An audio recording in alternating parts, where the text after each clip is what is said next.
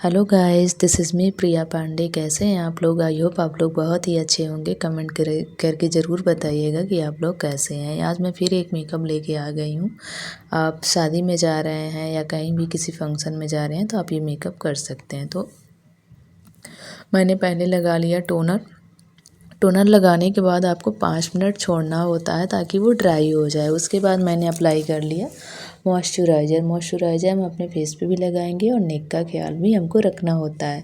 उसके बाद मैंने अप्लाई करा हिमालय का लिप बाम भी लगा लेंगे तब ताकि हमारे होंठ ड्राई ना हो। उसके बाद हम अपनी आईब्रो फिल कर लेंगे और मैं हमेशा ब्राउन और ब्लैक मिक्स करके पाउडर वाला जो होता है आईब्रो पैलेट, मैं उससे ही अप्लाई करती हूँ। और ये देख सकते हैं मैंने अपनी आईब्रो अच्छे से फिल कर ली है। उसके बाद मैंने भर के भाई कंसीलर लगाया। सूस ब्यूटी का कंसीलर मेरा फेवरेट है, मुझे बहुत ज़्यादा अच्छा लगता है ये कंसीलर, क्योंकि हमको अपने जो आइज़ का एरिया है उसको ज़्यादा हाईलाइट करना था, इसीलिए मैंने भर के कंसीलर लगाया। उसके बाद मैंने ब्रश से किया, फिर मैंने गीला ब्यूटी ब्लेंडर लिया, उसको हल्के हाथों से बहुत प्यार से हमको ब्लेंड करना होता है, ताकि अगर बहुत ज़्यादा हम रगड़ देंगे तो फिर वो पैची सा लगने लगेगा, अच्छा नहीं लगेगा। इसीलिए हमको बहुत ज़्यादा हल्के हाथों से ब्लेंड करना होता है। और मैं आज कलर करेक्टर नहीं यूज़ करूँगी, मुझे सिर्फ कंसीलर ही यूज़ करना है। उसके बाद मैं फाउंडेशन लगाऊँगी। फाउंडेशन है मेरा ब्लू हेवन का, कि लगाने के बाद बहुत जल्दी ड्राई हो जाता है, तो इसीलिए मैं अप्लाई करती जाऊंगी और ब्लेंड भी करती जाऊंगी साथ साथ। हम ऐसा करेंगे नहीं तो ड्राई हो जाता है तो बहुत ज़्यादा दिक्कत होती है और वो मेकअप पैची सा हो जाता है तो फिर अच्छा नहीं लगता। और ये देख सकते हैं मैं मेकअप कर रही थी और अपनी डॉटर से बात भी कर रही थी, क्योंकि बहुत ज़्यादा परेशान कर रही थी। इसकी वजह से मैं दोनों काम साथ साथ ही कर रही थी। और ये मैं नेक पे भी अप्लाई कर लूँगी अच्छी तरह से। आई नो मैं बहुत अच्छा मेकअप नहीं करती हूँ, बट मैंने आज तक अपनी शादी के अलावा पार्लर से मेकअप नहीं कराया। मैं अपने से ही मेकअप करती हूँ, क्योंकि मेकअप मतलब ऐसा होता है पार्लर में कर देती हैं बहुत ज़्यादा हो जाता है, तो वो चीज़ मुझे अच्छा नहीं लगता है, इसीलिए मैं अपने से ही करती हूँ। आई नो बहुत ज़्यादा मैंने मिस्टेक करी होंगी, तो आप लोग ज़रूर बताइएगा कि मेरी क्या मिस्टेक थी, अगली बार से मुझे क्या ध्यान रखना चाहिए, तो प्लीज़ बताइएगा ज़रूर। उसके बाद मैं अपना दूसरी तरफ भी लगा लिया फाउंडेशन, अच्छे से ब्लेंड कर लिया है। उसके बाद आई शैडो इतना ज़्यादा परेशान कर रही थी बेबी कि आई शैडो मैंने अप्लाई कर लिया था डार्क ब्राउन कलर का। अप्लाई करने के बाद कॉर्नर पे हल्का शायद पीच कलर मैंने लगाया था। उसके बाद मैं सिमर शेड लगाऊंगी। सिमर शेड हल्का सिमर ही है, क्योंकि मुझे ब्रश से सिमर शेड मुझे लगता है कोई भी नहीं लगाता, या लगाता भी है तो बहुत ज़्यादा वो लगने लगता है, इसीलिए मैं अपने फिंगर से ही अप्लाई करती हूँ जब भी सिमर शेड लगाती हूँ। आई शेडो हमारा हो गया है, अब मैं आई लाइनर लगाऊंगी। आई लाइनर लगाना और एक लिपस्टिक बहुत बड़ा टास्क है भैया मतलब आई लाइनर लगाओ तो इतना ध्यान देना पड़ता है कि अगर थोड़ा सा इधर उधर हो गया तो फिर सारा मेकअप ख़राब ही हो जाता है। पर हम तो ठहरे जुगाड़ू, हम लोग जुगाड़ कर ही लेते हैं, क्योंकि हम लोग ब्यूटी हैक्स करते हैं, इसीलिए कोई दिक्कत नहीं है। लेकिन फिर भी नहीं फैलना चाहिए, अच्छा नहीं लगता है।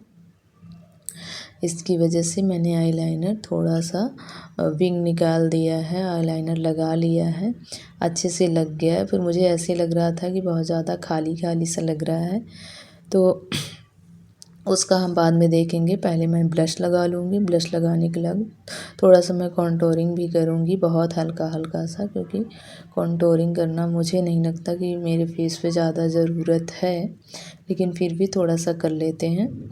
कॉन्टोरिंग करने के बाद अच्छे से ब्लेंड कर देंगे। और ये ब्लश मुझे बहुत ज़्यादा अच्छा लगता है। ये अप्लाई पहले तो बहुत ज़्यादा ओवर लगता है तो पिंक कलर, लेकिन अप्लाई करने के बाद पता नहीं चलता है, ऐसे लगता है कि इतनी अच्छे से ब्लेंड हो जाता है कि समझ में नहीं आता है।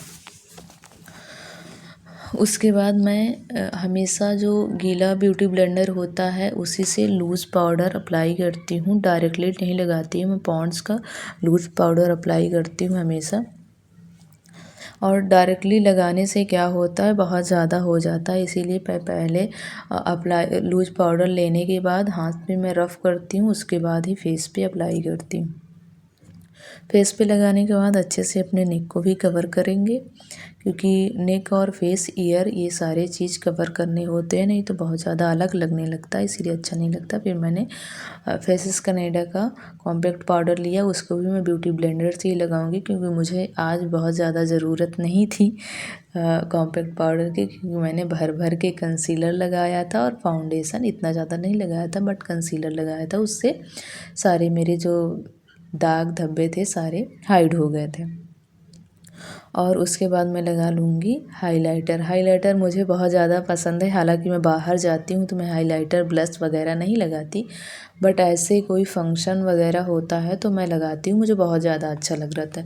फिर मैं देख रही थी, बार बार देख रही थी कि बहुत ज़्यादा हो गया क्या। फिर मैंने ब्यूटी ब्लेंडर पे अपने सेटिंग स्प्रे डाला, उसके बाद मैं थोड़ा सा डैब डैब कर दूँगी तो अच्छे से वो सेट हो जाएगा। और सेट होने के बाद फिर मैं देख रही थी कि और क्या कमी है अपने मेकअप को। फिर मैं सोच ही रही थी, जैसे कि मैंने आपको कहा था कि मेरी आइज़ बहुत ज़्यादा खाली खाली सी लग रही थी। मैं हालांकि इतना मोटा काजल लगाती नहीं हूँ, लेकिन सोच रही थी कि आज मैं भी ट्राई करती हूँ। तो पहले मैंने अपने आई के नीचे लगा लिया है आईलाइनर। आईलाइनर अच्छे से लगाने के बाद दूसरी तरफ भी लगा लेंगे।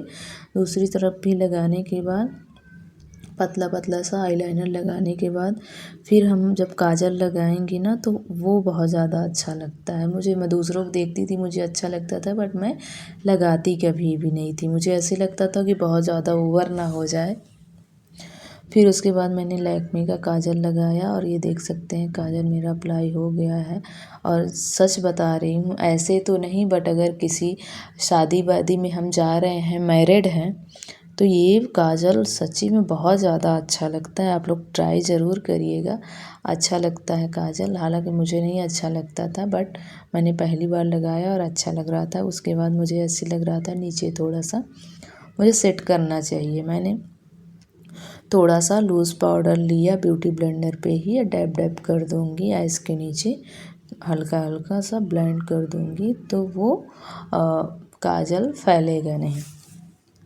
अच्छे से ब्लेंड करने के बाद उसके बाद मैं फेस पे भी अपना थोड़ा सा डैब डैब, मैं 3 बार सेटिंग स्प्रे लगाती हूँ, जैसे मेकअप के पहले, फिर फाउंडेशन जब लगा लेती हूँ उसके बाद मैं लगाती हूँ, और मेकअप के बाद। बट आज मैं एक भी बार ट्राई नहीं करी, नहीं लगाई हूँ।